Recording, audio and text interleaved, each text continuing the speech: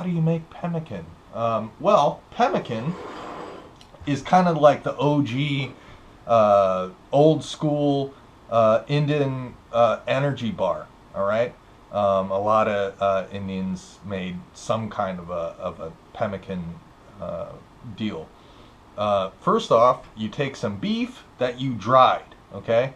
And this is just beef jerky without flavoring. So don't put teriyaki sauce on it or anything like that. Just plain old, just beef. Throw the beef in the oven, in the food dehydrator, or you could dry it by the power of the sun if you really want to get old school. Just take that. It's beef that has been dried. That's it, right? Next is berries. You're going to need some berries. So here's some berries. That's some blueberry, and I don't know if you can tell what that is. It's a blackberry, okay? So blueberry and blackberry. Again, I just put these in the food dehydrator.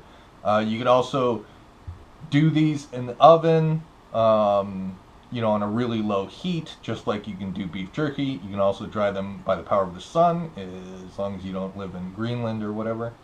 So you put this stuff in whatever you're drying, and dry it out. You want it to feel really light, and you want it to have no moisture. No moisture, very important.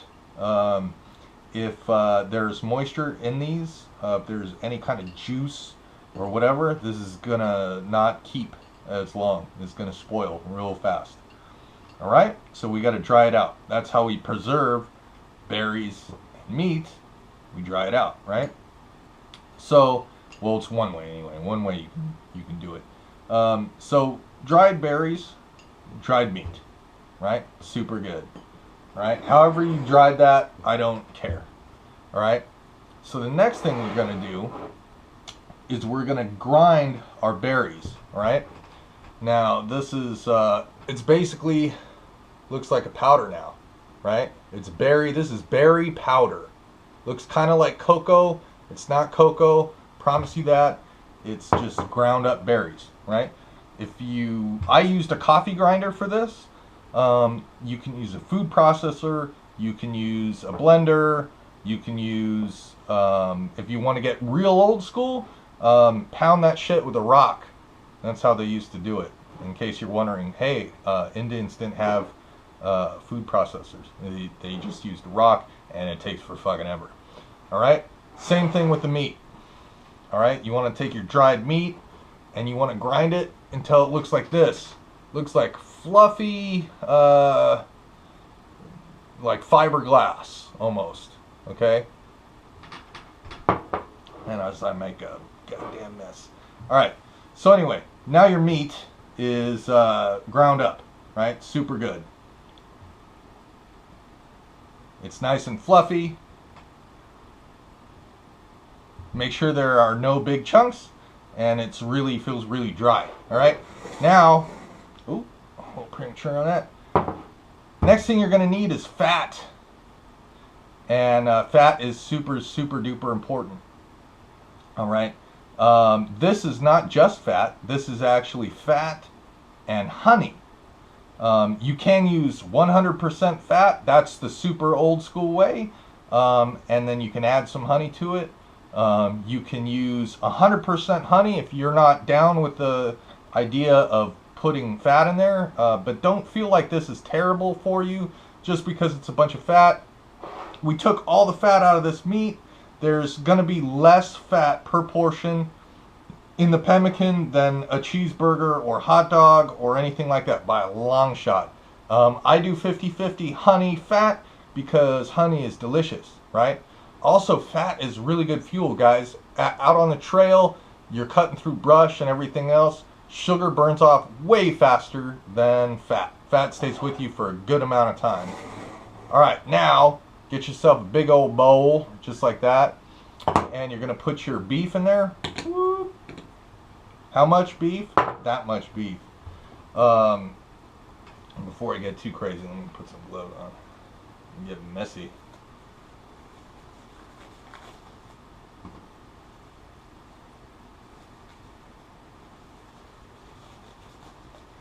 All right, so there you have your beef. It's nice and fluffy. Did I measure any of this with measuring cups or anything like that? No, that's stupid and lame. You don't have to do that.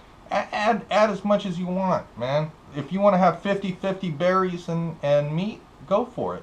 If you want to have less, that's fine. I'm going to take a little bit out. There you go, right? Now you're going to put your berries in there, like so. You're going to put some fat with the honey in there,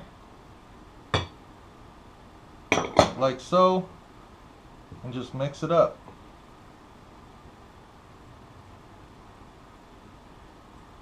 Okay, all that meat and berries is going to start to soak up the fat and the honey. And here's another word of the wise. You want to add the fat and the honey a little bit at a time. Don't just eyeball it and just dump a bunch in, because you can't take it out once you put it in. And, you know, in case you didn't notice, it takes a while to dry this stuff out. On that note about drying stuff out, it does take a little bit longer to dry out berries than meat, because there's more moisture. Okay.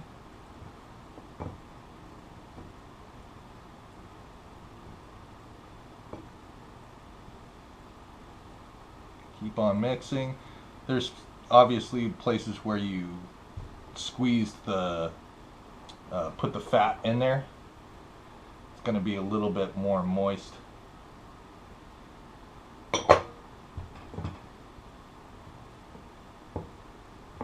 So you got to mix it, make sure it gets to the bottom. Squeeze it together, and that looks pretty good to me.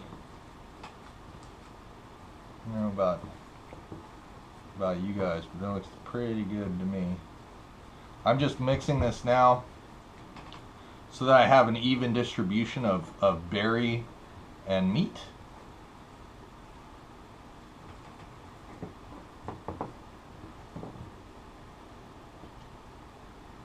Add a little bit more meat.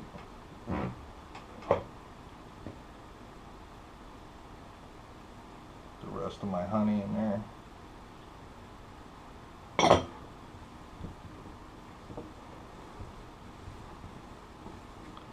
Notice how I held back a little bit of meat.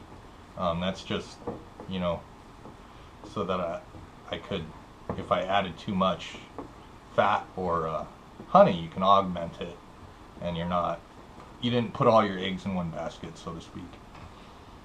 All right, that looks pretty good to me. All right, now, once this is all mixed up, you can take this and press it into a bar.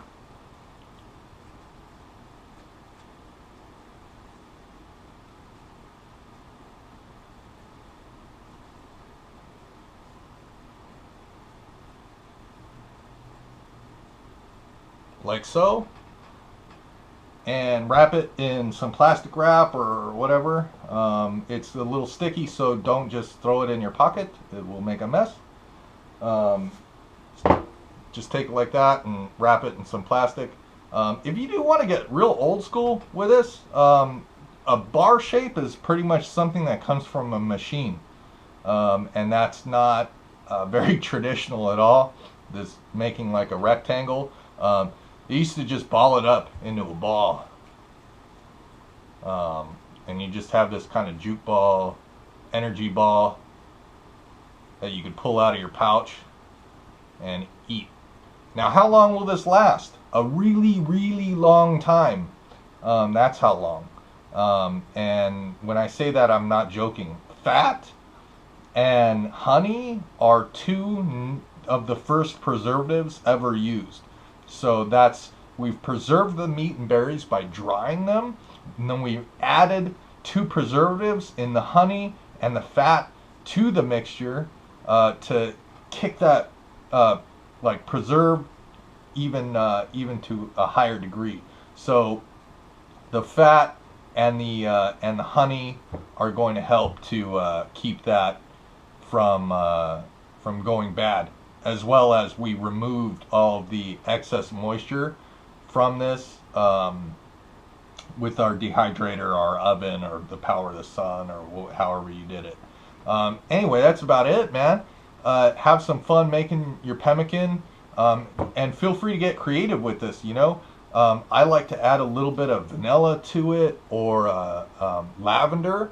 And I wish I had some fresh lavender right now, but my lavender is not blooming. It looks kind of sad, so no lavender in here. But lavender's good. Vanilla's good. You could try different fruits, strawberry, kiwi, whatever. I just used berries because berries and meat, it's really, really, really traditional. Um, and that's about it, man. Have at it. In case you wanted to know, fat, if you don't know how to render fat out, you can buy pre-rendered fat online. Sometimes you can get it from your local butcher, but I just get fat trimmings from my butcher. You might have a hard time getting beef fat trimmings. That's what I use today.